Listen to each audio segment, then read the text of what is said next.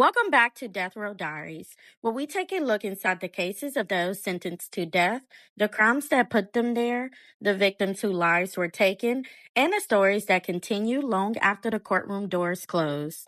Today we tell a story of Tavia Sills. Tavia was born on January 22nd, 1990, a birthday she and I happened to share. She was just 18 years old and from Shreveport, Louisiana. She had recently started college as a freshman nursing student, working towards a career in healthcare. She was also 5 months pregnant. A few weeks before her death, Tavia told 18-year-old Lamondre Tucker, her ex-boyfriend, that she believed he was the father of her unborn child. But investigators would later discover something neither of them knew for certain at the time.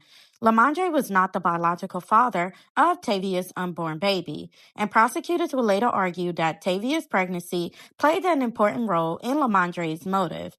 They argued that Lamondre believed the unborn child would interfere with another relationship he was involved in. According to the prosecution's theory, that belief contributed to the decision to target Tavia. But on September 9, 2008, Tavia had no idea that she was walking into what would become her final day. She was at her mother's home when Lamondre Tucker came to pick her up. He told Tavia that his sister wanted to meet her because she had learned about the pregnancy. Tavia agreed to go, but before she left, something about that situation didn't feel right. Tavia asked her mother to pray with her. She also gave her mother Lamondre's phone number. Those would be some of the last moments her mother ever spent with her. Lamondre returned a few hours later without Tavia. He told Tavia's mother that he had dropped her off at her sister's apartment, but there was a problem. Tavia's sister wasn't home. She was actually hospitalized because of complications with her own pregnancy. Tavia's mother immediately became concerned and contacted the police. Investigators questioned Lamondre. He claimed he had dropped Tavia off near the Prince Village apartments, but surveillance footage from the area showed something important. Tavia, Lamondre, or Lamondre's vehicle never appeared on the footage. 3 days after Tavia disappeared, a couple fishing at a secluded pond near LaGuardia Street discovered something horrifying. A body was floating in the water. It was Tavia. She had been shot 3 times. Two of the bullets struck her near the neck and upper arm. The fatal shot entered her back, damaging her lung and fracturing a rib. Investigators quickly turned their attention back to Lamondre. He initially denied knowing what had happened, but during questioning, his story began to change.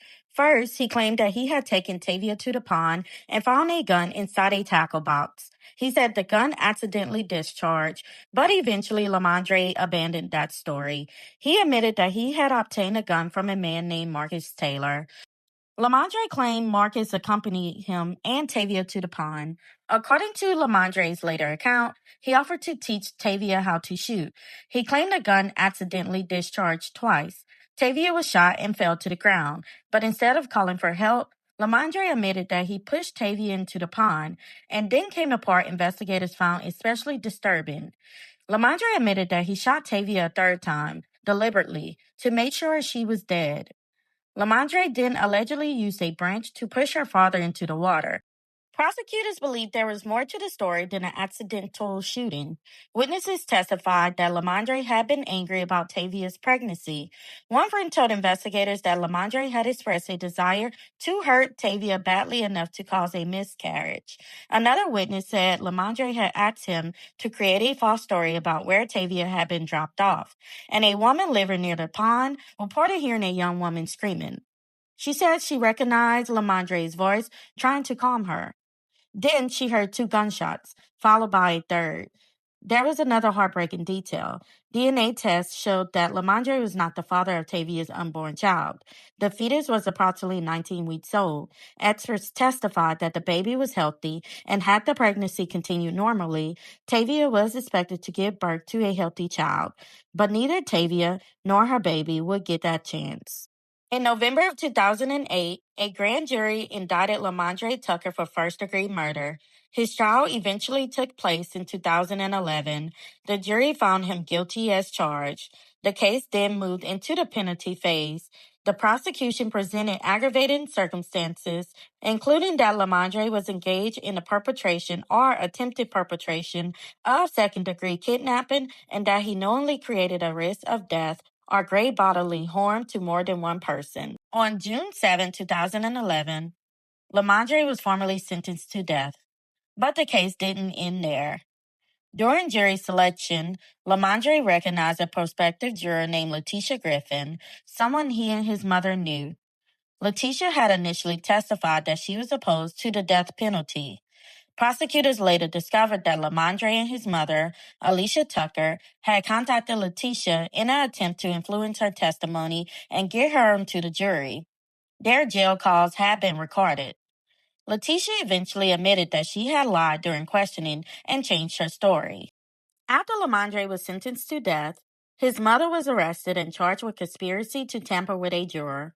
As for Marcus Taylor, who prosecutors said supplied the weapon and helped dispose of Tavia's body, he was later convicted of manslaughter and sentenced to 30 years in prison. Lamondre appealed his conviction and death sentence, raising numerous claims. But the Louisiana Supreme Court ultimately found no merit in his arguments and upheld his conviction and sentence. As of 2026, Lamondre Tucker remains on Louisiana's death row. Tavia Sills was only 18 years old. She was a daughter, a sister, a college student, a young woman preparing for a career in nursing, and she was preparing to become a mother. Her life, and the life of her unborn child, ended at a secluded pond in Shreveport. More than a decade later, the legal case may have reached its conclusion, but the loss for Tavia's family never will. And every January 22nd, I can't help but think about the fact that Tavia and I share the same birthday, and she should have so many more birthdays to celebrate. Rest in peace to Tavia Sills. Her life matters. And if you made it this far, thanks for watching. Until next time.